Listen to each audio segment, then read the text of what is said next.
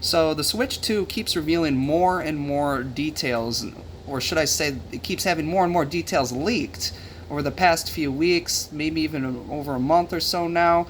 We keep getting more and more info about the motherboard, who's making the chips. We know the power supply that's going to be used now. We have some more visions of the dock.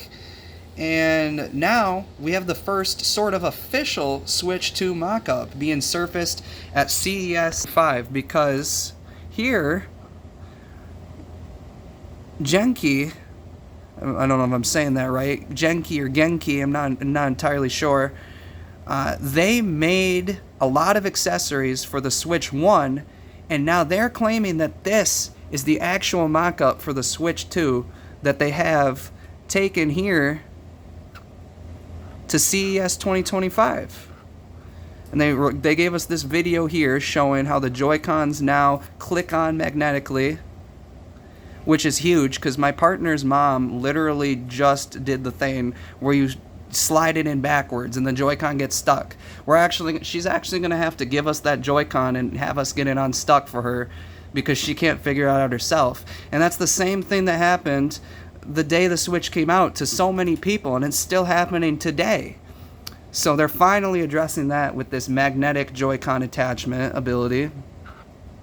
And they're also adding some new infrared cameras or some new optical sensors into the Joy-Cons. So we can probably expect some sort of Labo 2.0 or some sort of new type of thing like the original Labo with that.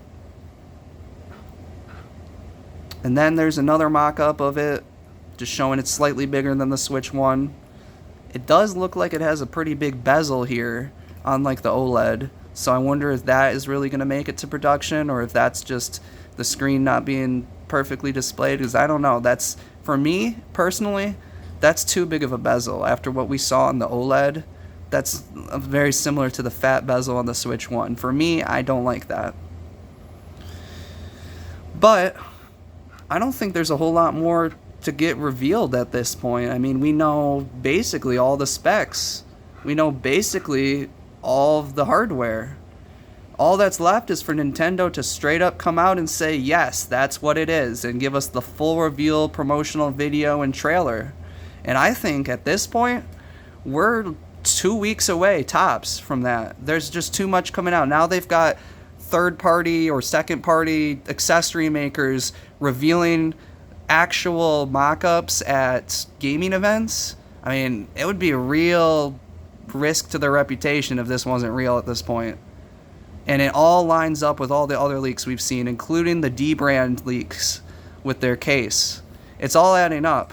So this would have to be some kind of one huge con if all of this ends up not working out, because at this point it's all adding up, and the only thing to figure out is that trailer, and is the Switch 2 really going to be the name? And honestly, seeing the Switch 2 logo, yeah, it is. It's definitely going to be, if these are real leaks or if these are real mock-ups. Some people have said that that would be a bad call to go for the Switch 2 name. They think it's going to be just like the Wii U or maybe even the Super Nintendo in that regard. That people are going to say, I already have a Switch, why do I need to get a Switch? But here's the thing.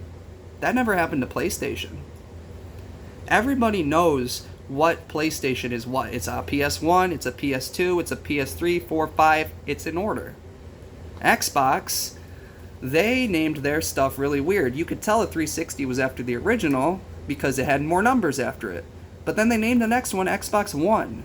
And then what's the difference between a 1 and Series? I mean, obviously the Series is the successor to the 1, but if you're a casual and your kid says, "Give me the Xbox X," or you just hear Xbox X, I've seen so many families go out and get the Xbox One X instead of the Series X because they just have no idea. So, with this, it's clear. It says Switch 2. It says Nintendo Switch 2. It's clear. With the Wii U, I could see why people got confused. The promotional materials weren't that great, and the U drawing tablets were all big at that time, so people just thought it was an accessory. Yeah, I thought it was an accessory, and I don't consider myself super casual, but even I thought it was an accessory when I first was like looking online before I wasn't following the exact trailers and reveals right when they came out at that time. I also don't think it's even a big deal if people do stay on the Switch 1, because this time around it's a different situation than with the Wii U, where they had a different ecosystem on the Wii U. With the Wii U and the Wii, yes, you could transfer your Wii games. Yes, you could buy new Wii games off the Wii shop still. But that just wasn't very intuitive for a casual audience. It was still, you have to launch the separate virtual Wii app, go into the separate store, put in separate credentials. And you had to do the whole hookup app thing with the Wii to be able to transfer your games over. That's a lot to ask someone who doesn't know very much about tech, someone who's pretty tech illiterate. That's a big ask. With this, you just log in and you have all your games right there. And if you're on a Switch 1 and you want to look at the Switch 2 games, you're on the shop and it's just going to say this only runs on Switch 2. And you're going to go, oh, well, I need to get a Switch 2. Whereas if you're on the Wii originally, you're not seeing Wii U games saying you need a Wii U to play this. No, instead they put that on the 3DS. You could see Wii U games on the 3DS and 3DU games on the Wii U. That was what they connected. Instead of helping the millions and millions of people that bought a Wii swap over. This time around, I think that transition is going to be a lot more seamless. And even if they stay on the Switch 1, they're still paying for Switch 1 subscription. It's going to be the same online subscription. So most of the money these days is made by selling games and selling subscriptions and keeping you on their ecosystem. If they're still buying games and subscriptions on a Switch 1, then Nintendo is still winning. They don't care about that. They only want you to get the Switch 2 eventually. And everyone will do that as long as they keep putting out Mario and Pokemon and Animal Crossing and all of their lovely first-party exclusives that they keep to be able to sell their console and sell you on their ecosystem. So do I think Switch 2 is a bad name? No. I think it's perfect. Do I think it will fail? No. I think this is a slam dunk. I think for years, all Nintendo has had to do is keep doing what works. And they're finally doing it. So that's about all there is to say or show off as of right now.